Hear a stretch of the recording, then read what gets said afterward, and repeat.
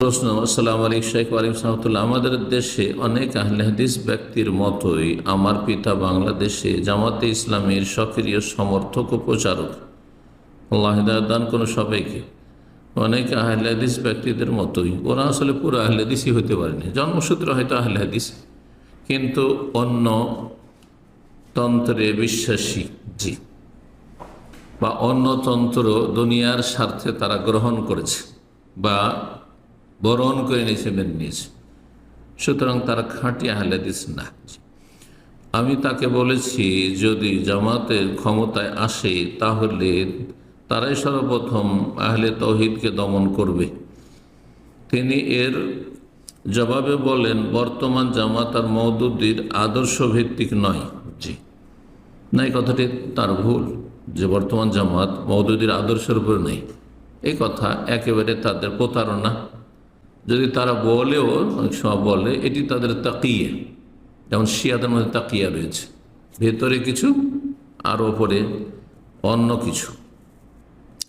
তাকিয়া শিয়া ধর্মে একটি সওয়াবের কাজ, সুন্নিকে ধোঁকা দেওয়ার জন্য, আহলে সুন্নাতের কাউকে ক্ষতিগ্রস্ত করার জন্য মোনাফিকি করা যাবে, সওয়াবের কাজ এটি তাদের কাছে। মানে মিথ্যা কথা বলে মুখে এক কথা বলছে আর ভিতরে আরেকটি। তো এই জামাতি ভাইদের মধ্যে আল্লাহ হিদায়াত করুক তাদেরকে, ইখওয়ানীদের মধ্যে শিয়াদের গুণাবলী আছে, বৈশিষ্ট্য আছে বেশ, যেমন খারেজিদের বেশ গুণাবলী আছে, দুটোই আছে।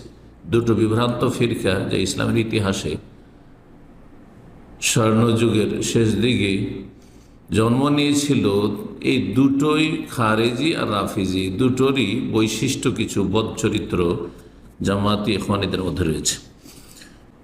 দেশের জন্য তারাই উত্তম সমাধান না, মোটেই সমাধান না। এই গণতন্ত্র মোটেই সমাধান না, পশ্চিমা নিয়ম নীতিমালা মোটেই সমাধান না। দেশের জন্য সমাধান হচ্ছে আল কোরআনুল কারীম এবং রাসূলুল্লাহ সাল্লাল্লাহু আলাইহি ওয়াসাল্লামের সুন্নাত। কোরআন সুন্নাহর দাওয়াত দিতে হবে।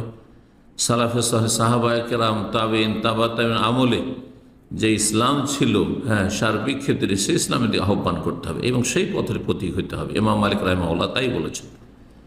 উম্মতের শেষ যুগের সমস্যার সমাধান তাতেই রয়েছে যা দিয়ে সমস্যার সমাধান হয়েছে প্রথম যুগ। লাই ইয়াসলুহা আখিরু হাযিহিল উম্মাহ ইল্লা বিমা সালাহা বিহি আউয়ালুহা।